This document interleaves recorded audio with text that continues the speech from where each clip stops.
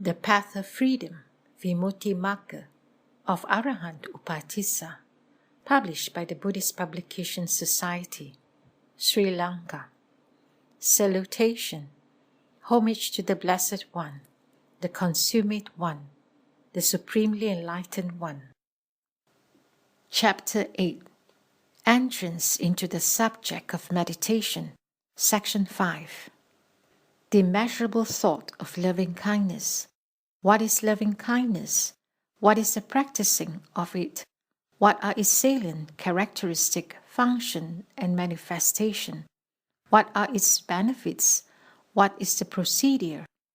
As parents, on seeing their dear and only child, arouse thoughts of loving-kindness and benevolence towards that child, so one arouses thoughts of loving-kindness and benevolence towards all beings. Thus is loving-kindness to be known. The undisturbed dwelling of the mind in this practice is called the practicing of it. To cause the arising of benevolence is a salient characteristic. The thought of loving-kindness is its function. Non-hatred is its manifestation. If a man practices loving-kindness, he is benefited in 11 ways thus. Happily he sleeps, happily he awakes. He does not see bad dreams. He is dear to humans. He is dear to non-humans. Deities protect him. Fire, poison, sword, and stick come not near him. He concentrates his mind quickly. The color of his face is pleasingly bright. At the time of death, he is not bewildered. If he attains not the sublime state, he is reborn in the world of Brahma. Disadvantages of anger and resentment. What is the procedure? The new yogin who aspires to practice loving-kindness should at first reflect on the disadvantages of anger and resentment, and on the advantages of patience, and bear patience in mind. What is meant by should at first reflect on the disadvantages of anger and resentment? If a man arouses anger and resentment, his thoughts of loving kindness will be consumed, and his mind will become impure. Thereafter, he will frown. Thereafter, he will utter harsh words. Thereafter, he will stare in the 4 directions. Thereafter, he will lay hold of stick and sword. Thereafter, he will convulse with rage and spit blood. Thereafter, he will hurl valuables hither and thither. Thereafter, he will break many things. Thereafter, he will kill others or kill himself.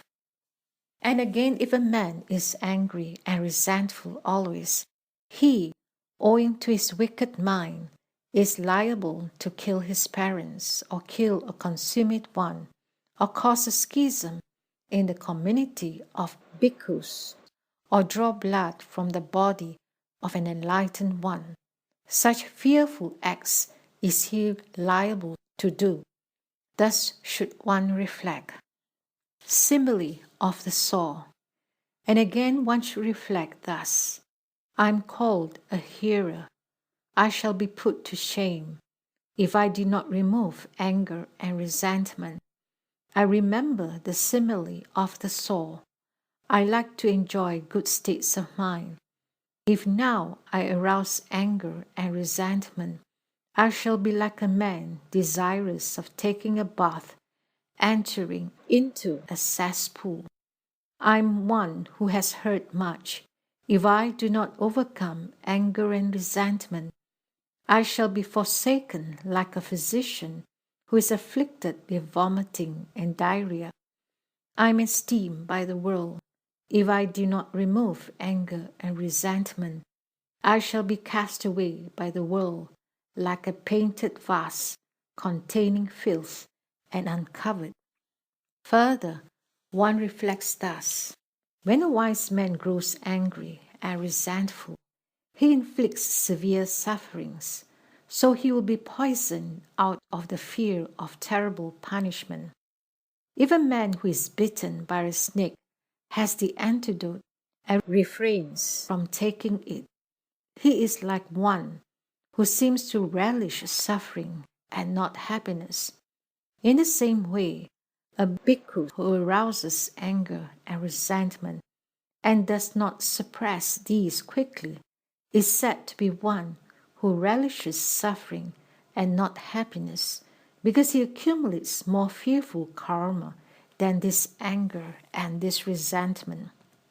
And again, one should reflect on anger and resentment thus: he who arouses anger and resentment will be laughed at by his enemies and cause his friends to be ashamed of him. Though he may have deep virtue, he'll be slighted by others. If he was honored before, he will be despised hereafter. Aspiring after happiness, he will acquire misery. Outwardly calm, he'll be inwardly perturbed. Having eyes, he will not see. Being intelligent, he'll be ignorant. Thus one should reflect on the disadvantages of anger and resentment. What is meant by one should reflect on the advantages of patience? Patience is power. This is armor. This protects the body well and removes anger and resentment. This is honor. This is praised by the wise. This causes the happiness of not falling away. This is a guardian. This guards all. This helps one to understand the meaning of things well. This is called putting others to shame. And further, one should reflect thus: I have shorn off the hair of the head. Now I must cultivate patience. I received the alms of the country. I will cause great merit to accrue to the givers through having a mind of patience. I bear the form and the apparel of the consummate ones. This patience is a practice of the noble ones. Therefore, I will not allow anger to remain in my mind. I am called a hearer. I will cause others to call me a hearer in truth. The givers of the alms give me many things. Through this patience, I will cause great merit to accrue to them. I have confidence. This patience is the place of confidence in me. I have knowledge. This patience is the sphere of knowledge in me. If there is the poison of anger and resentment in me, this patience is the antidote which will counteract the poison in me. Thus one should reflect on the disadvantages of anger and resentment and on the advantages of patience and resolve. I will reach patience. When people blame me, I will be patient. I will be meek and not haughty. Thus the yogin proceeds towards the bliss of patience and benefits himself. He enters into a place of solitude and with mind undisturbed begins to feel his body. With a thought thus: I am happy. My mind admits no suffering. What is meant by I have no enemy, I have no anger, I am happily free from all defilements and perform all good? That yogin controls his mind and makes it pliant. He makes his mind capable of attainment. If his mind is pliant and is able to bear the object, he should practice loving kindness. He should regard all beings as he regards himself. In practicing loving kindness towards all beings, the yogin cannot at the start develop loving kindness for enemies, wicked men, beings without merit, and dead men. That yogin develops loving kindness for one towards whom he behaves with respectful reserve, whom he honors, whom he does not slight, towards whom he is not indifferent, and by whom he has not benefited, and therefore, in regard to whom he is not jealous or ill-disposed.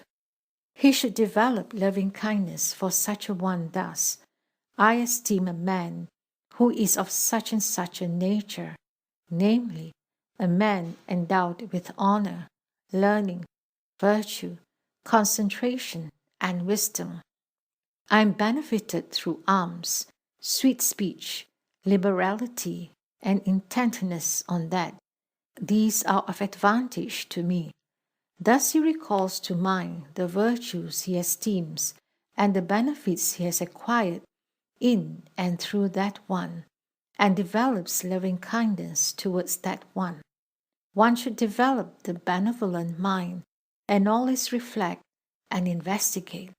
One should have a mind that is without anger and resentment. One should wish to be endowed with tranquility, to be freed from hatred, to be endowed with all merits, and to gain good advantages. One should wish to gain a good reward, a good name, to gain confidence, to gain happiness, to be endowed with virtue, knowledge, liberality, and wisdom. One should wish for happy sleep and happy awaking. One should wish to have no evil dreams. One should wish to become dear to humans and to be honored by them. One should wish to become dear to non-humans and to be honored by them. One should wish to be protected by the gods, to be untouched by fire, poison, sword, or stick, and the like, to concentrate the mind quickly, to have a pleasant complexion, to be born in the middle country, to meet good men, to perfect oneself, to end craving, to be long-lived, and to attain to the peace and happiness of the immortal. And again one should recollect thus, if one has not yet produced demerit, one should wish not to produce it.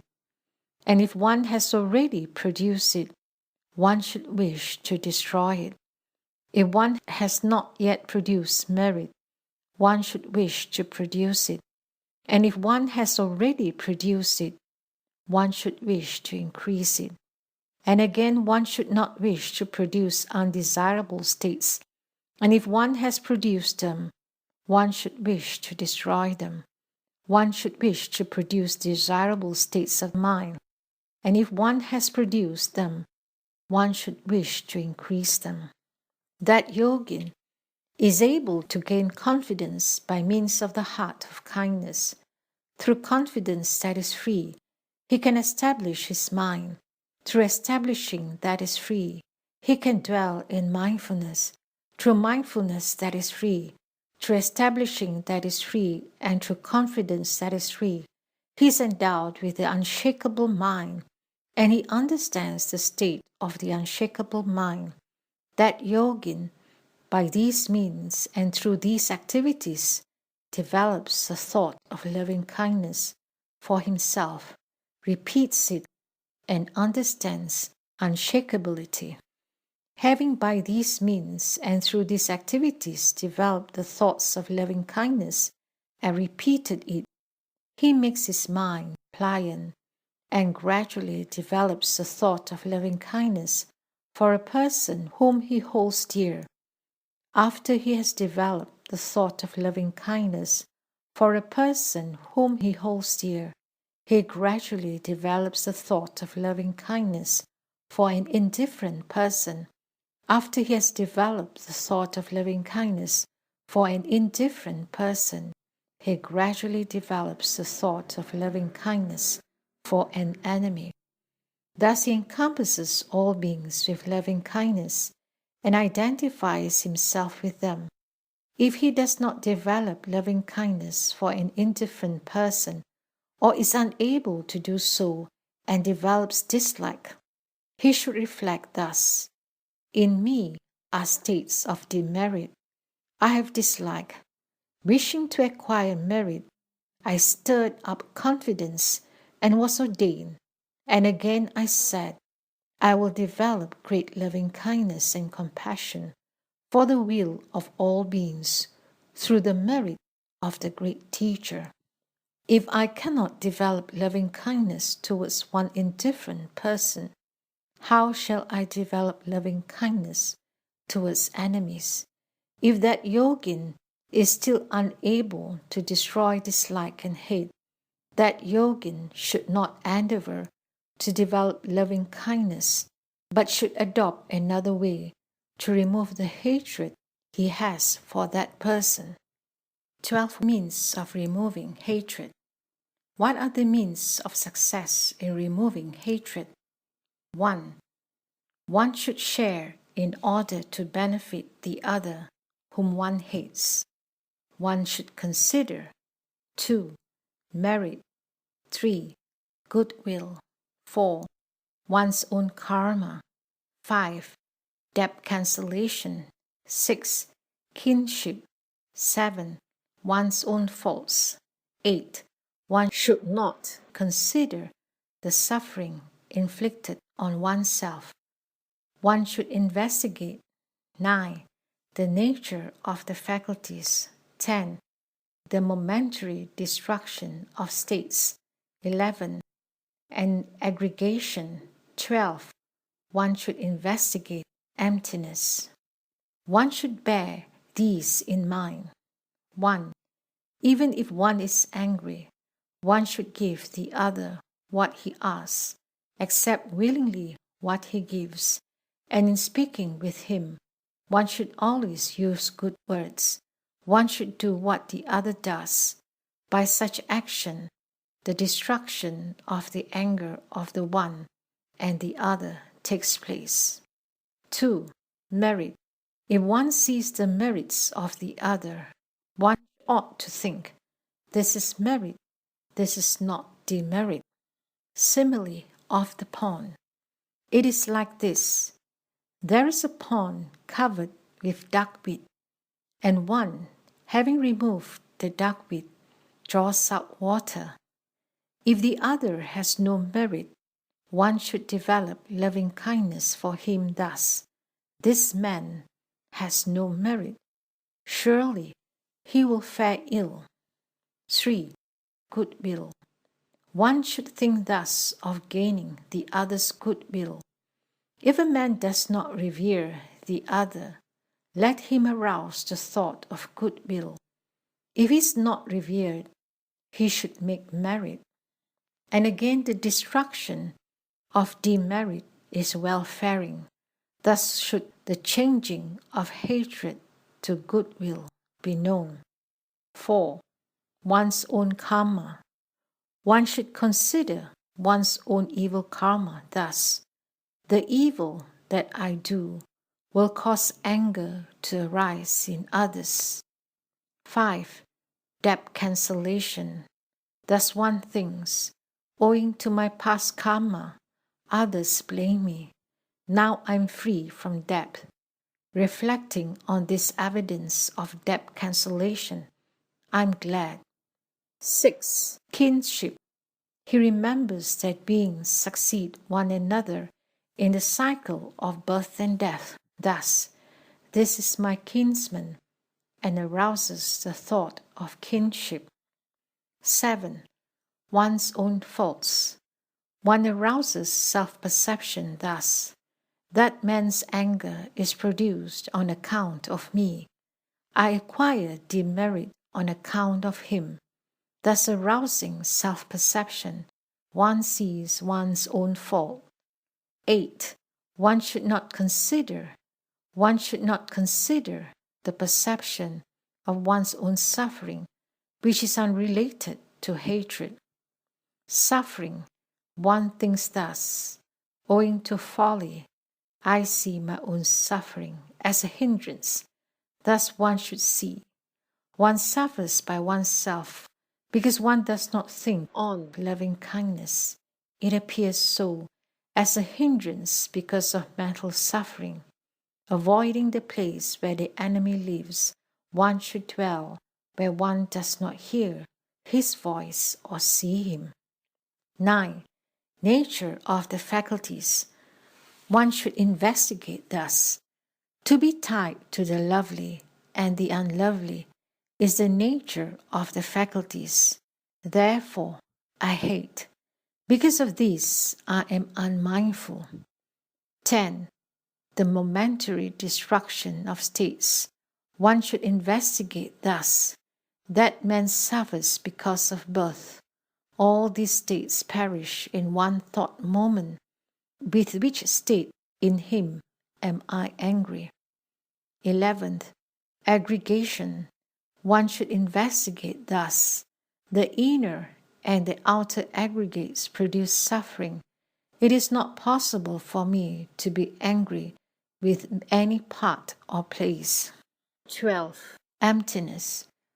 One should investigate thus. In the absolute sense, it cannot be said, this man causes suffering, or this man suffers. This body is the result of causes and conditions. There is no sole entity in the aggregates. Therefore, the Blessed One uttered this stanza.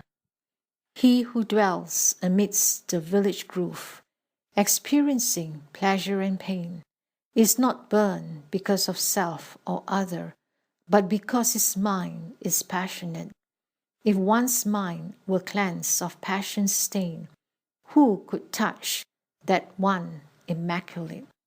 Thus, after that yogin has clearly understood the way of destroying hatred, has identified friends, indifferent ones, and enemies with himself, and acquired facility in the practice, he should gradually arouse the thought of loving kindness and develop it for various bhikkhus in his dwelling place.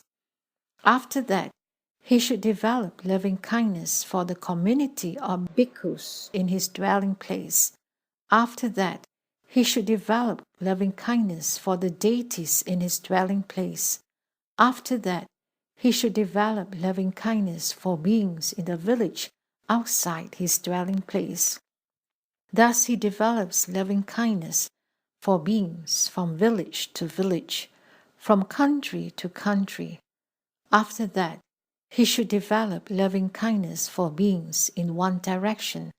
That yogin pervades one quarter with thoughts of loving kindness, and after that, the second, and after that, the third, and after that, the fourth. Thus he spreads loving kindness towards all beings of the four directions, above, below, and pervades the whole world with thoughts of loving kindness, immense, immeasurable, without enmity, without ill will. Thus that yogin develops loving kindness and attains to fixed meditation in three ways: through comprehending all beings, through comprehending all village domains, and through comprehending all directions. He attains to fixed meditation, jhana, through developing loving kindness for one being, and in the same way for two, three, and for all beings. He attains to fixed meditation, jhana, through developing loving kindness for beings of one village domain, and in the same way for beings of many villages. He attains to fixed meditation, jhana, through developing loving kindness for one being in one direction, and in the same way for beings in the four directions. Here, when one develops loving kindness for one being, if that being is dead, that object is lost. If he loses the object, he cannot arouse loving kindness. Therefore, he should develop the thought of loving kindness widely. Thus practicing, he can fulfill great fruition and merit. What are the roots? Manifestation, fulfillment, non-fulfillment, and object of loving kindness. Absence of greed is a root. Absence of hatred is a root. Absence of delusion is a root. Willing is a root. Right consideration is a root. What is its manifestation? The making visible of these roots is its manifestation. What is its fulfillment? When one is endowed with loving kindness, he destroys hatred, removes impure affection, and purifies his bodily, verbal, and mental actions. This is called fulfillment. What is its non-fulfillment? Through two causes one fails in the practice of loving kindness, through regarding friends as enemies, and through impure affection. Non-fulfillment is produced when one arouses the feeling of enmity and rivalry.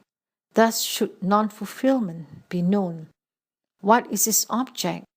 Beings are its object. 10 perfections. That is wrong. In the absolute sense, there are no beings. Why then is it said that beings are its object? Owing to differences in faculties. In common parlance, it is said that they are beings. Now the Bodhisattva and the Mahasattva develop loving kindness for all beings and fulfill the 10 perfections. How is it so? The Bodhisattva and Mahasattva develop loving kindness for all beings and resolve to benefit all beings and give them fearlessness. Thus they fulfill the perfection of giving. The Bodhisattva and Mahasattva develop loving kindness for all beings. For the sake of benefiting all beings, they cause separation from suffering and do not lose the faculty of truth. It is like the relation of a father to his children. Thus they fulfill the perfection of virtue. The Bodhisattva and Mahasattva develop loving kindness for all beings. For the sake of benefiting all beings, they acquire non-greed, and in order to remove the non-merit of beings, they attain to meditation, jhana, and enter into homelessness. Thus they fulfill the perfection of renunciation. The Bodhisattva and the Mahasattva develop loving kindness for all beings. For the sake of benefiting all beings, they consider merit and non-merit, understanding in accordance with truth, devising clean expedients. They reject the bad and take the good. Thus they fulfill the perfection of wisdom. The Bodhisattva and the Mahasattva develop loving kindness for all beings. For the sake of benefiting all beings, they, without abandoning energy, exert themselves at all times. Thus they fulfill the perfection of energy. The Bodhisattva and the Mahasattva develop loving kindness for all beings. For the sake of benefiting all beings, they practice patience and do not grow angry when others blame or hate them. Thus they fulfill the perfection of patience. The Bodhisattva and the Mahasattva develop loving kindness for all beings. For the sake of benefiting all beings, they speak the truth, dwell in the truth, and keep the truth. Thus they fulfill the perfection of truth. The Bodhisattva and the Mahasattva develop loving kindness for all beings. For the sake of benefiting all beings, they do not break their promises, but keep them faithfully unto life's end. Thus they fulfill the perfection of resolution. The Bodhisattva and Mahasattva develop loving kindness for all beings. For the sake of benefiting all beings, they identify themselves with all beings and fulfill the perfection of loving kindness. The Bodhisattva and the Mahasattva develop loving kindness for all beings. For the sake of benefiting all beings, they regard friends, indifferent ones, and enemies equally without hatred and without attachment. Thus they fulfill the perfection of equanimity. In these ways do the Bodhisattva and the Mahasattva practice loving kindness and fulfill the 10 perfections. I elucidate further loving kindness and the 4 resolves. The 4 resolves. Now the Bodhisattva and the Mahasattva, having practiced loving kindness, having fulfilled the 10 perfections, fulfill the 4 resolves. They are the resolve of truth, the resolve of liberality, the resolve of peace, and the resolve of wisdom. Here the perfection of truth, the perfection of resolution, and the perfection of energy fulfill the resolve of truth. The perfection of giving, the perfection of virtue, and the perfection of renunciation fulfill the resolve of liberality. The perfection of patience, the perfection of loving-kindness, and the perfection of equanimity fulfill the resolve of peace. The perfection of wisdom fulfill the resolve of wisdom. Thus the Bodhisattva and the Mahasattva, having practiced loving-kindness and fulfilled the 10 perfections, fulfill the 4 resolves and attain to 2 states, namely, serenity and insight. Here, the resolve of truth, the resolve of liberality, and the resolve of peace fulfill serenity. The resolve of wisdom fulfills insight. Through the fulfillment of serenity, they attain to all meditations jhanas and hold to emancipation and concentration firmly. They cause the rising of the concentration of the twin miracle and the concentration of the attainment of great compassion. With the attainment of insight, they are endowed with all supernormal knowledge, analytical knowledge, the powers, and the confidences. Therefore, they cause the rising of natural knowledge and the omniscience. Thus, the Bodhisattva and the Mahasattva practice loving kindness and gradually attain to Buddhahood. Loving kindness has ended. The immeasurable thought of compassion. What is compassion? What is the practicing of it? What are its salient characteristic, function, and manifestation? What are its benefits? What is the procedure? As parents who, on seeing the suffering of their dear and only child, compassionate it, saying, "Oh, how it suffers," so one compassionates all beings. This is compassion. One dwells undisturbed in compassion. This is called the practicing of it. The non-manifestation of non-advantage is its salient characteristic. Happiness is its function.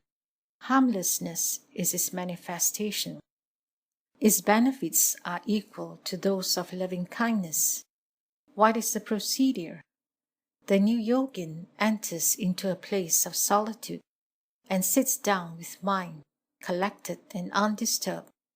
If he sees or hears of a person stricken with disease, or a person affected by decay, or a person who is full of grief, he considers thus, that person is stricken with suffering. How will he escape suffering? And again, if he sees or hears of a person of perverted mind and bound with the defilements, or a person entering into ignorance, or one who, having done merit in the past, does not now train himself, he considers thus, that person is stricken with suffering. He will fare ill. How will he escape suffering? And again, if he sees or hears of a person who follows demeritorious doctrines and does not follow meritorious doctrines, or of a person who follows undesirable doctrines and does not follow desirable doctrines, he considers thus, that person is stricken with suffering. He will fare ill. How will he escape suffering? That yogin, by these means and through these activities, develops the thought of compassion for these persons and repeats it. Having by these means and through these activities developed the thought of compassion and repeated it, he makes his mind pliant and capable of bearing the object.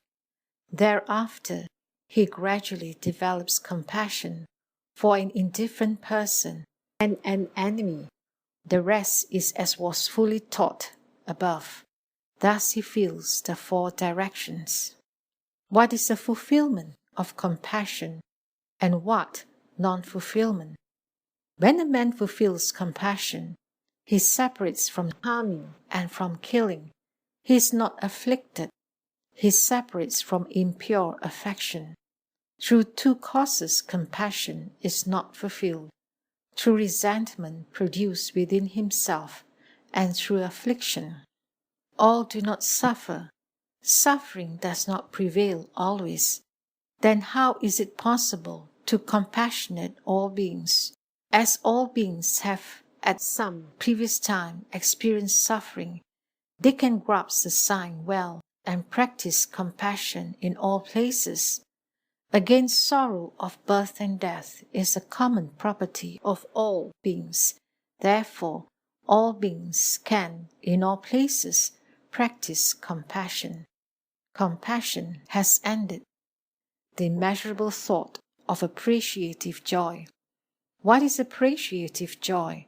What is the practicing of it? What are its salient characteristic, function, and manifestation? What are its benefits? What is the procedure? As parents who, on seeing the happiness of their dear and only child, are glad and say, Sadhu. So one develops appreciative joy for all beings. Thus should appreciative joy be known, the undisturbed dwelling of the mind in appreciative joy. This is called the practicing of it. Gladness is its salient characteristic. Non-fear is its function. Destruction of dislike is its manifestation. Its benefits are equal to those of loving kindness. What is the procedure?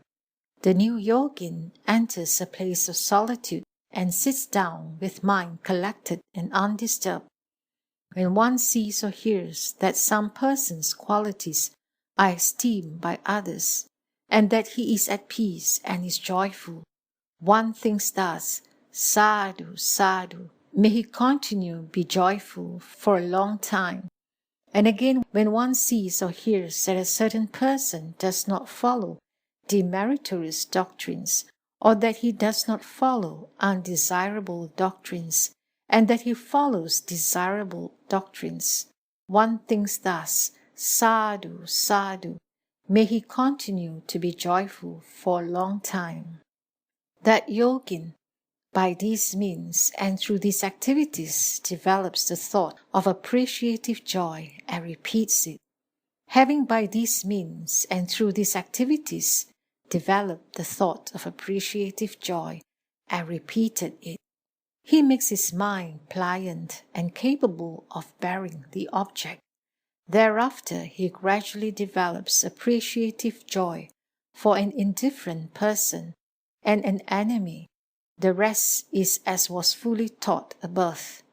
Thus, with appreciative joy, he feels the four directions. What is the fulfillment of appreciative joy? What is its non-fulfillment?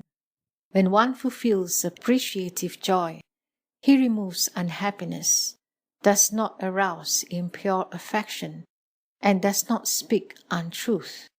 Through two causes, appreciative joy is not fulfilled. Through resentment produced within himself and derisive action. The rest is as was fully taught above. Appreciative joy has ended. The immeasurable thought of equanimity. What is equanimity? What is the practicing of it? What are its salient characteristic, function, and manifestation? What are its benefits? What is the procedure?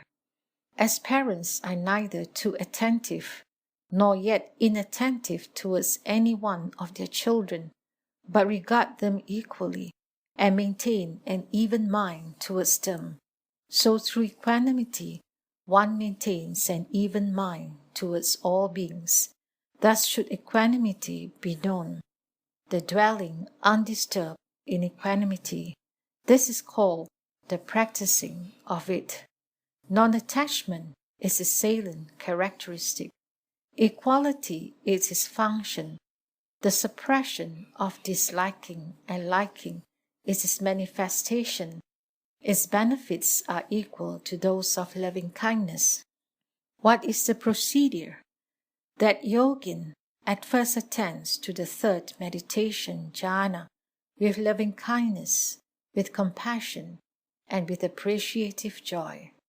Having attained to the third meditation jhana and acquired facility therein, he sees the severe trials of loving-kindness, compassion, and appreciative joy. Liking and disliking are near. These loving-kindness, etc., are connected with fawning, elation, and gladness. The merits of equanimity lie in the overcoming of these severe trials. That yogin, having seen the severe trials of loving-kindness, compassion, and appreciative joy, and the merits of equanimity, develops equanimity towards a neutral person and makes the mind calm. Having developed and repeated it, he makes his mind pliant and capable of bearing the object. Thereafter, he gradually develops it towards an enemy, and then towards a friend. The rest is as was fully taught above. Thus he feels the four directions. That yogin, practicing thus, attains to the fourth meditation, jhana, through equanimity. In three ways he attains to fixed meditation, jhana, through comprehending beings, through comprehending village domains, and through comprehending all directions. When the yogin practices equanimity, how does he consider beings? The yogin considers thus: in loving-kindness, compassion, and appreciative joy, one is overjoyed with beings, and removing joy, he induces equanimity. As a man might leap for joy on meeting a long-lost friend, and later calm down, having been with him for some time, so having lived long with loving-kindness, compassion, and appreciative joy, the yogin attains to equanimity. And again there is a man. He speaks concerning beings. Beings consider thus: what is the fulfillment of equanimity? What is its non-fulfillment? When equanimity is fulfilled, one destroys disliking and liking, and does not cause the rising of ignorance. Through two causes equanimity is not fulfilled: through resentment produced within oneself, and through the arising of ignorance. Miscellaneous teachings. Again I elucidate the meaning of the four immeasurables. What are the miscellaneous teachings concerning the four immeasurables? One attains to distinction in the four immeasurables through practicing them towards animals, immoral persons, moral persons, those who dislike passion, hearers, silent Buddhists, and supreme Buddhists, regarding them as a mother regards her children according to their stage in life or seasons. Why is the third and not the fourth meditation attained in loving-kindness, compassion, and appreciative joy? Through constant dwelling on the sorrows of others, one develops loving-kindness, compassion, and appreciative joy, and so no equanimity is present. Therefore, the third meditation, jhana, is attained and not the fourth. Again, the plane of equanimity belongs to the fourth meditation, jhana, because it is endowed with two kinds of equanimity, namely, neutral feeling and neutrality as regards states. Dwelling in the plane of equanimity and regarding all beings with equal favor, one accomplishes equanimity. Owing to the nature of the planes of the three immeasurables, the third meditation, jhana, and not the fourth, is produced. And again it is said that the four meditations, jhanas, are produced with the four immeasurables. The Buddha has declared, Further, O Bhikshu, you should develop the concentration which is with initial and sustained application of thought. You should develop that which is without initial and only with sustained application of thought. You should develop that which is without initial and sustained application of thought. You should develop that which is with joy. You should develop that which is without joy. You should develop that which is accompanied by equanimity. Why are these 4 immeasurables and not 5 or 3 taught? Were that so, uncertainty might arise concerning all. And again, in order to overcome hatred, cruelty, dislike, and lust, one accomplishes the 4 immeasurables. And again, it is said that these 4 are overcome with only loving kindness. If one arouses in oneself hatred, cruelty, unhappiness, one, through suppressing them in the 4 ways, attains to distinction. Equanimity is the purification of loving kindness, compassion, and appreciative joy, because through it hatred and lust are destroyed. Further, it should be understood that the 4 immeasurables are of one nature, though their signs are different. Thus, owing to the suppression of tribulation, owing to the object which comprises beings, owing to the wish to benefit, they fulfill one characteristic. And again, it is said that owing to the distinction in states, owing to the appropriation of object and advantage, they are different, as the Blessed One taught in the Halidavasana Sutta. In the sphere of the beautiful, loving kindness is first. In the sphere of infinite space, compassion is first. In the sphere of infinite consciousness, appreciative joy is first. In the sphere of nothingness, equanimity is first. Why are they to be understood thus? They should be understood thus because of their being their sufficing condition. How? If one develops the mind of loving kindness, all beings are dear to him. Because they are always dear to him, he causes his mind to consider the blue, green, yellow, or other color kasina, and attains to fixed meditation, jhana, without difficulty. At this time, the yogin accomplishes the 4th meditation, jhana, of the element of form. Therefore, loving kindness is first in the sphere of the beautiful.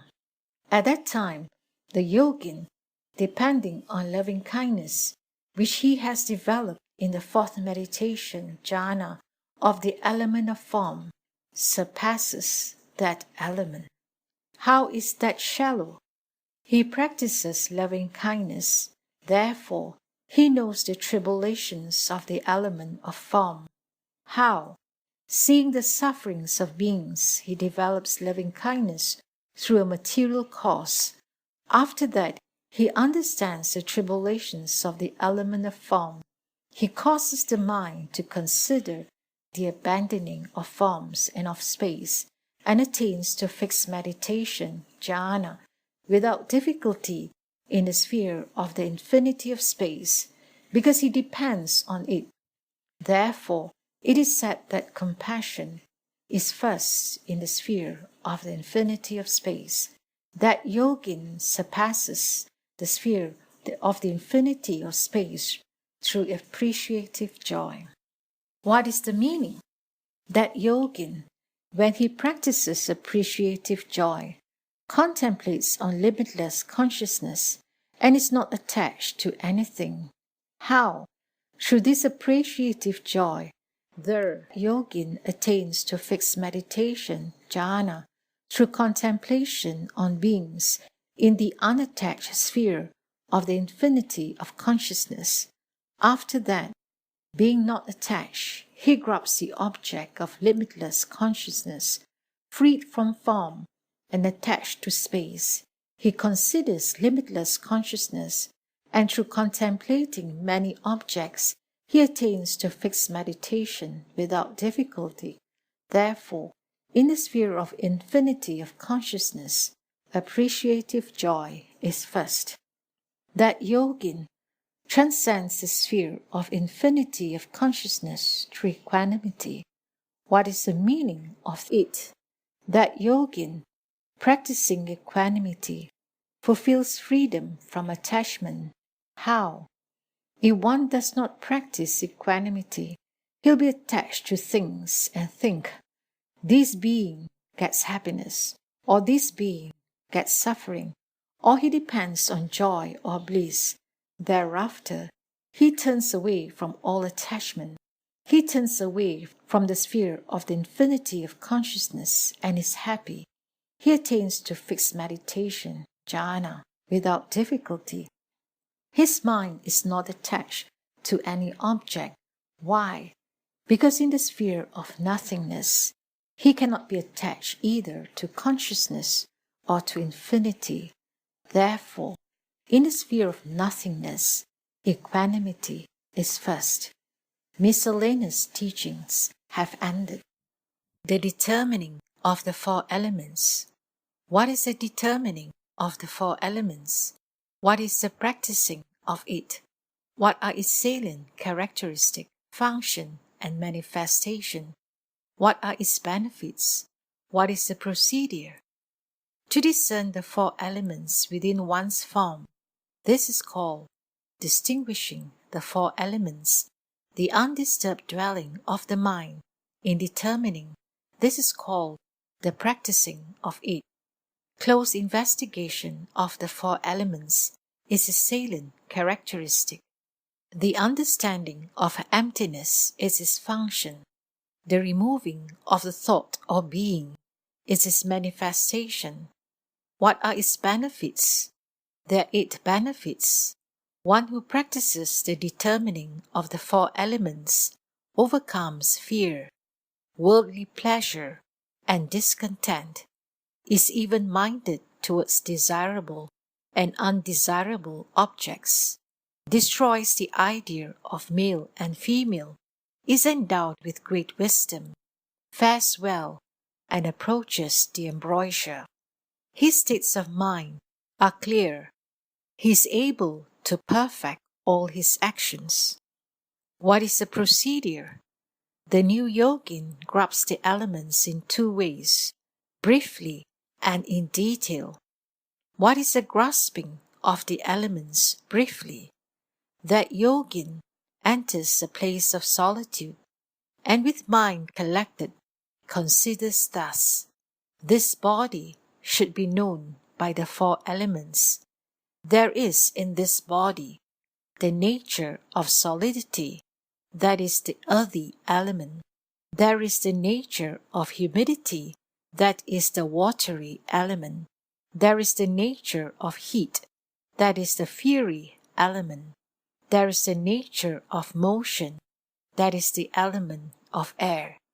Thus in this body, there are only elements.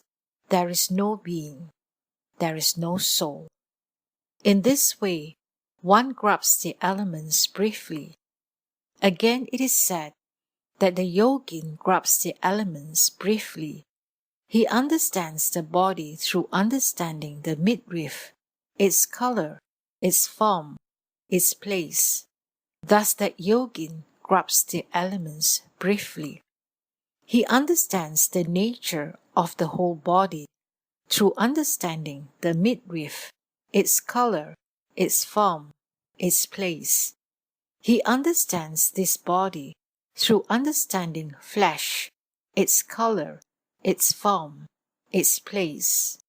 That yogin, having understood the whole body through understanding flesh, its color, its form, its place, understands this whole body through understanding the veins, their color, their form, their place.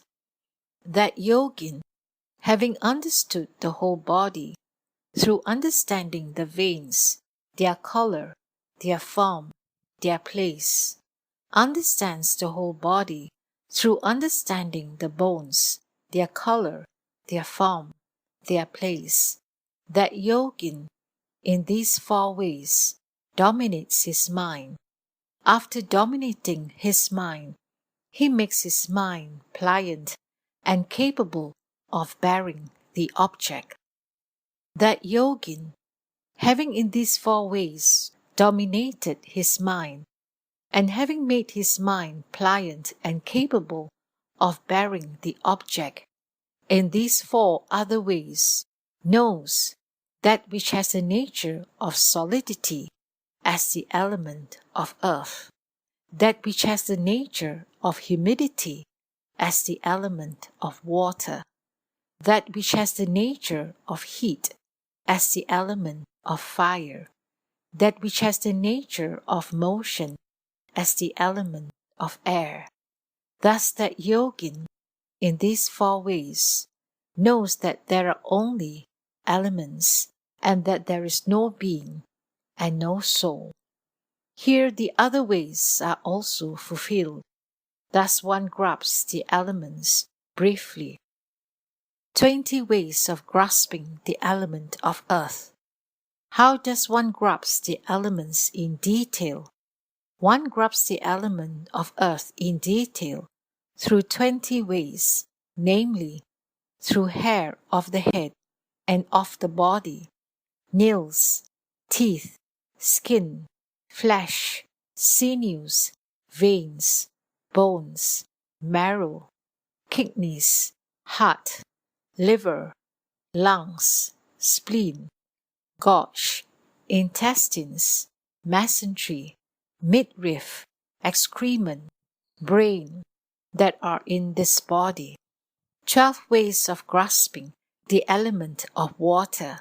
One grasps the element of water in detail through 12 ways, namely, through bile, saliva, pus, blood, sweat, fat, tears, grease, slobber, nasal mucus, synovial fluid, urine that are in the body. 4 ways of grasping the element of fire. One grasps the element of fire in detail through 4 ways, namely, through fever heat and normal heat of the body, weather, equality of cold and heat, and the heat by means of which one digests the fluid or solid nutriment which one takes. These are called the element of fire. 6 ways of grasping the element of air. One grasps the element of air in detail through 6 ways, namely, through the air discharged upwards, the air discharged downwards, the air which depends on the abdomen, the air which depends on the back, the air which depends on the limbs, the air inhaled and exhaled. Thus when one sees this body in 42 ways, only the elements manifest themselves. There is no being, there is no soul. Thus the elements are grasped in detail. And again predecessor teachers have said that one should determine the 4 elements through 10 ways, namely, through the meaning of terms, through object, aggregation, powder, non-separation, condition, characteristics, similarity and dissimilarity, sameness and difference, puppet. First, the chapter which refers to the meaning of terms is as follows. How should one determine the elements through terms? Answer. 2 terms vis-a-vis, the common and the special terms. Here the 4 primaries are common terms: earth element, water element, fire element, air element are special terms. What is the meaning of 4 primaries? Great manifestation is called primary. They are great, they are illusory, but they appear real. Therefore, they are called primaries. Great. By way of Yakka and others, the term great is applied. Why is the great manifestation called great? The elements are great manifestation, as the Blessed One has declared in the following stanza. I declare the size of earth to be 200,000 nahutas and 4. 400,000 nahutas and 8 is of water, the bulk. As in space, which reckon is at nahuta 6 and 9 times 100,000. In that this world of ours lies, there is in the world consuming fire that will in mighty flames rise up to the Brahma's will for 7 days. Great manifestation is thus. Therefore, they are called the primaries. How do the primaries that are unreal appear as real? What are called primaries are neither male nor female. They are seen through the form of a man or a woman. An element is neither long nor short. It is seen through the form of the long and the short. An element is neither a tree nor a mountain, but it is seen through the form of a tree or a mountain. Thus the primaries are not real, but appear real and are called primaries. What is the meaning of by way of Yakka and others? It is as if a Yakka were to enter into a man and take possession of him. Through the possession of the Yakka, that man's body would manifest 4 qualities: hardness, excess of water, heat, and lightness of movement. In the same way, the 4 elements in union with the body fulfill 4 qualities. Through the union of the earthy element, hardness is fulfilled. Through the union of the watery element, fluidity is fulfilled. Through the union of the fiery element, heat is fulfilled. And through the union of the airy element, lightness of movement is fulfilled. Therefore, the primaries are to be known by way of Yakka and others.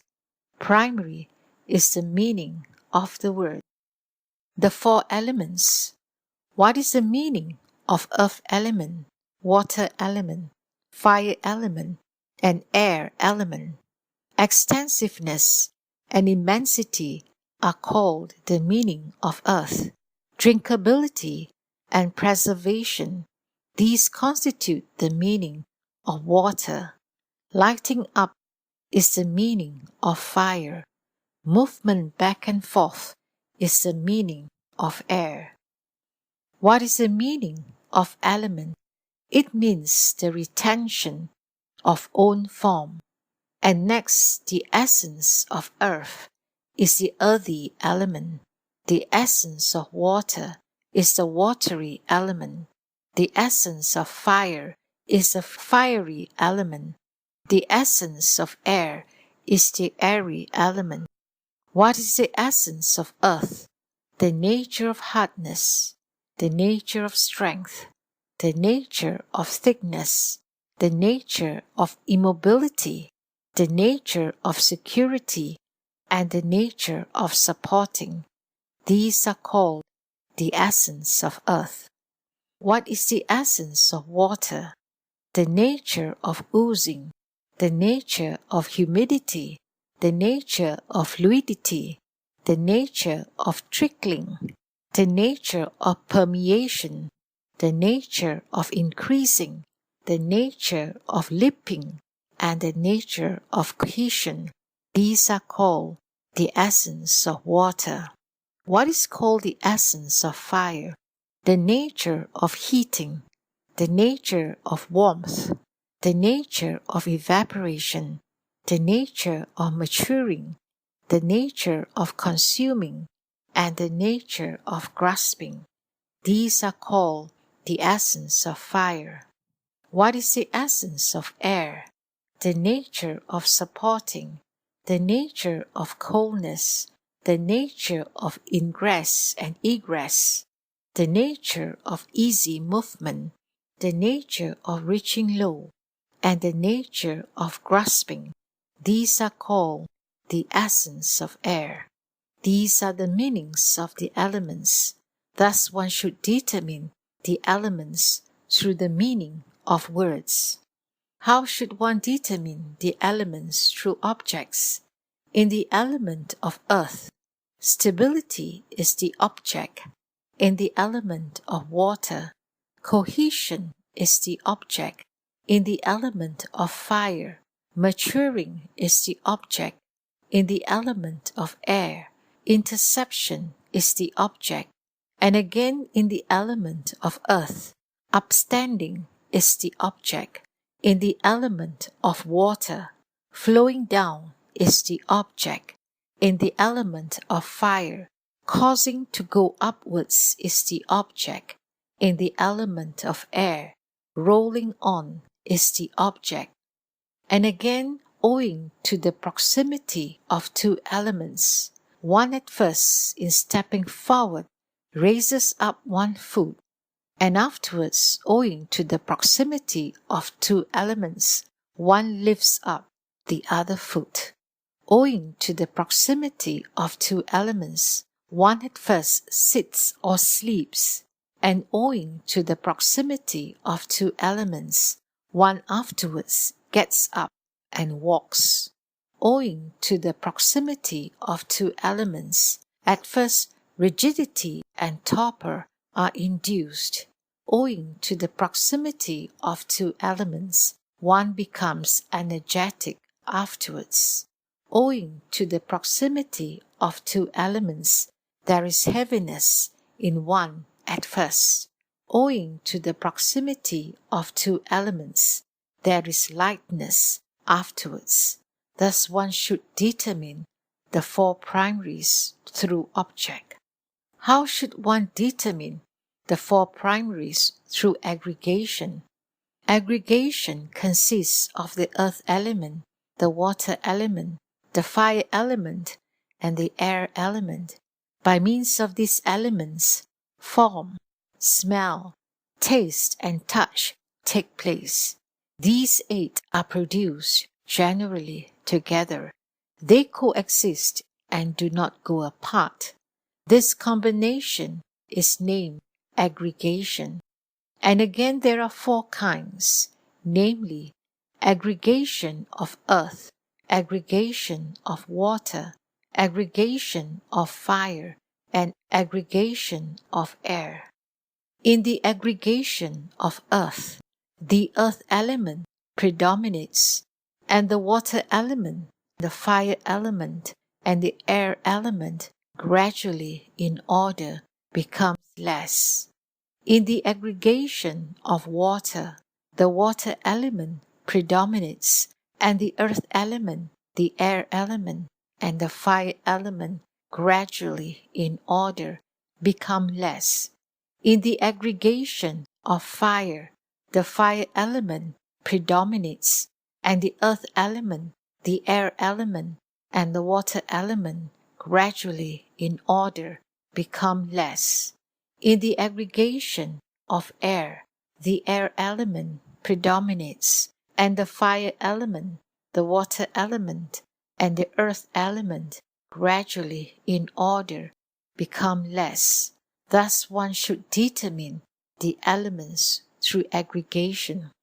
How should one determine the four primaries through powder? One determines the element of earth, that is next the finest particle of space. This earth is mixed with water, therefore it does not scatter. Being matured by fire, it is odorless. Being supported by air, it rolls. Thus one should determine.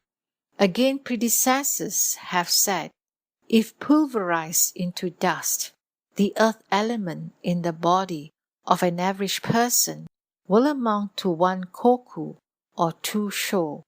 Then if mixed with water, it'll become 6 sho and 5 go. Matured by fire, it is caused to roll by the wind.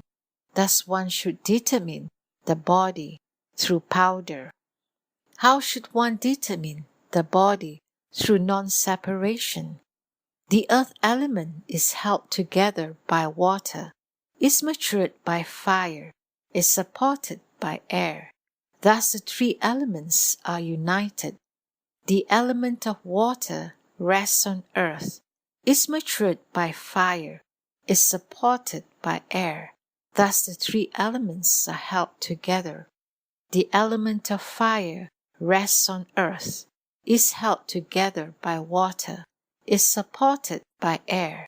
Thus the 3 elements are matured.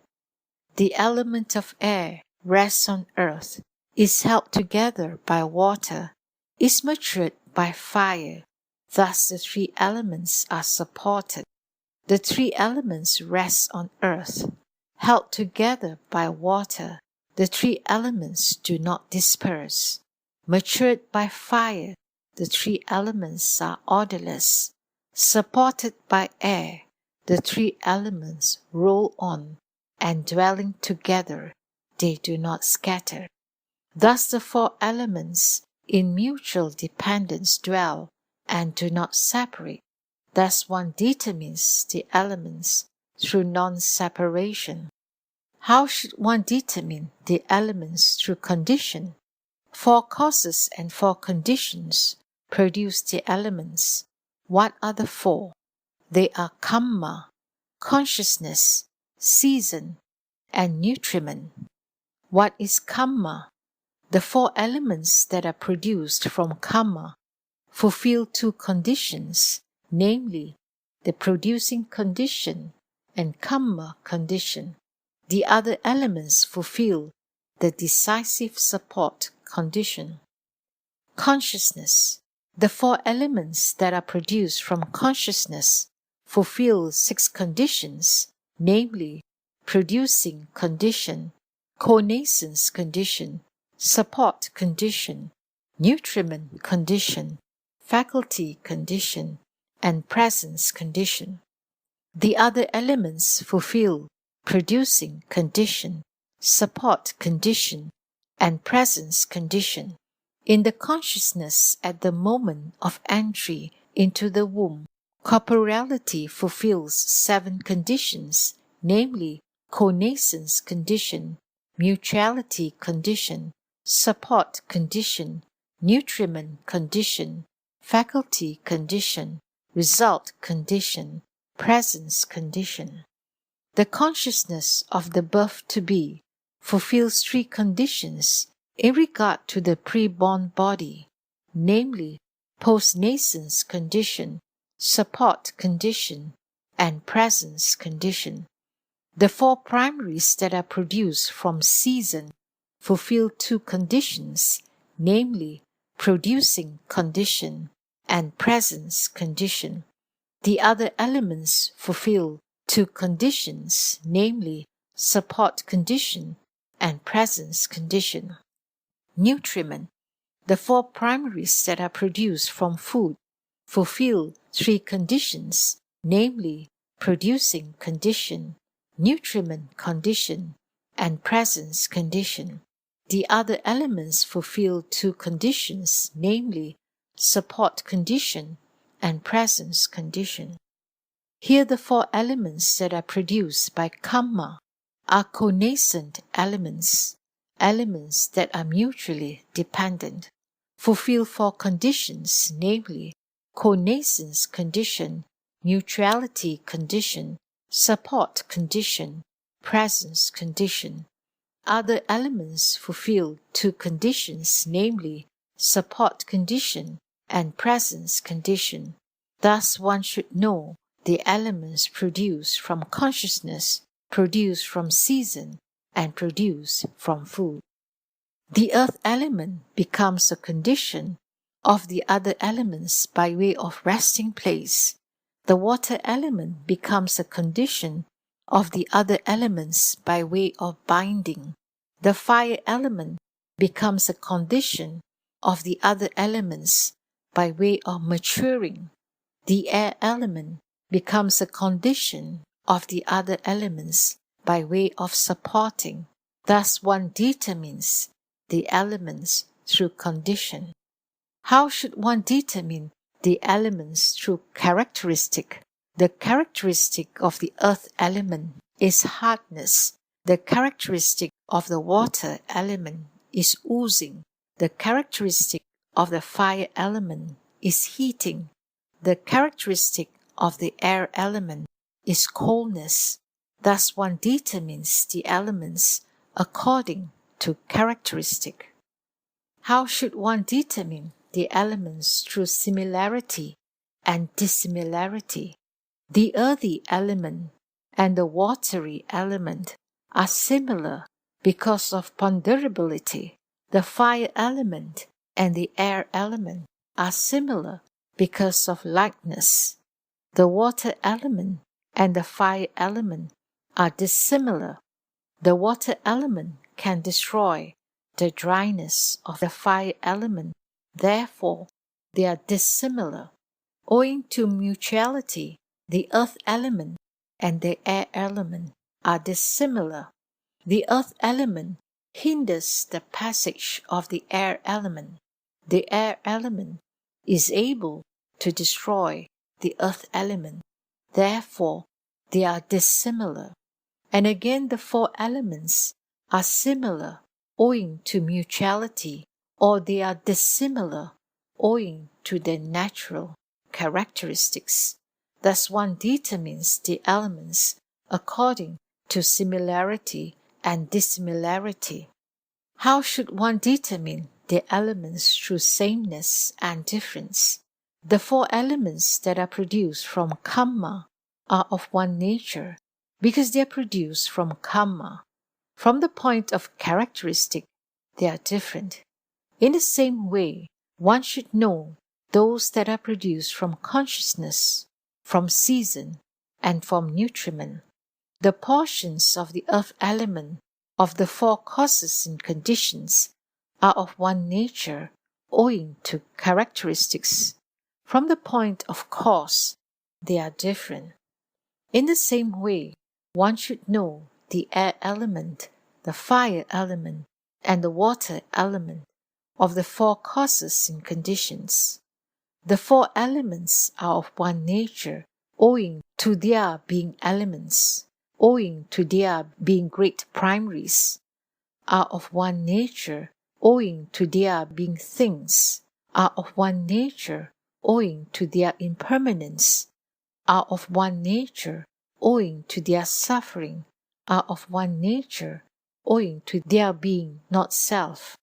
They are different owing to characteristics, are different owing to object, are different owing to karma, are different owing to differing nature of consciousness, are different owing to the differing nature of the season, are different owing to the different nature of nutriment, are different owing to differences of nature, are different owing to differences of arising, are different owing to the differences in birth, are different owing to differences in faring.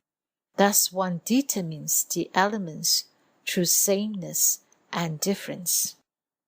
Simile of the puppet. How should one determine the elements through puppet?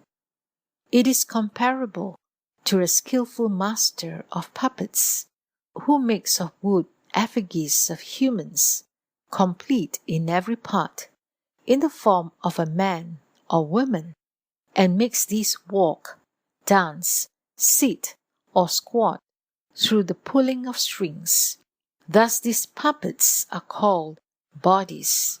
The master of puppets is the past defilement by which this body is made complete.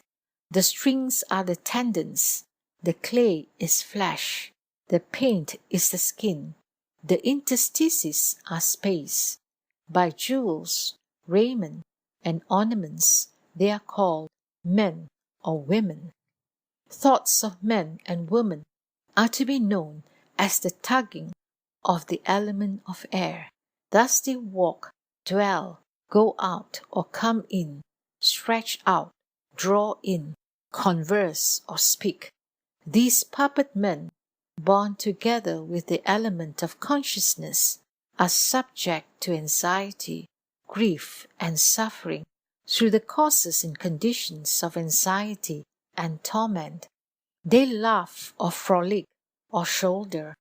Food sustains these puppets, and the faculty of life keeps these puppets going. The ending of life results in the dismembering of the puppet. If there happens to be defiling karma, again a new puppet will arise. The first beginning of such a puppet cannot be seen. Also, the end of such a puppet cannot be seen. Thus one determines the elements through puppet, and that yogin, by these ways and through these activities, discerns this body through puppet thus: there is no being, there is no soul. When that yogin has investigated through the object of the elements and through the arising of feeling, perception, the formations and consciousness, he discerns name and form. Thenceforward, he sees that name and form is suffering, is craving, is the source of suffering. And he discerns that in the destruction of craving lies the destruction of suffering, and that a noble eightfold path leads to the complete destruction of suffering. Thus that yogin discerns the Four Noble Truths fully. At that time, he sees the tribulation of suffering through impermanence, sorrow, and not self. All is attending to these. His mind is undisturbed. He sees the merit of the destruction of suffering through wisdom, tranquility, and dispassion. In this way, that yogin, seeing the tribulation of suffering and the merits of cessation, dwells peacefully, endowed with the faculties, the powers, and the factors of enlightenment. He makes manifest the consciousness that proceeds from perception of the formations and attains to the element of the most excellent. The determining of the four elements has ended. This narration does not cover the topic of loathsomeness of food. The sphere of nothingness and the sphere of neither perception nor non-perception are as was taught under the earth kasina before.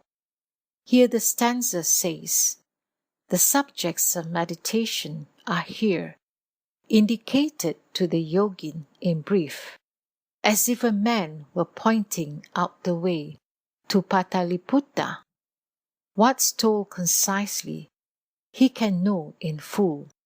He sees what lies before and what behind, and with discernment viewing, understands truth from untruth, from what have been here in detail set forth, namely, the marks and the merits complete.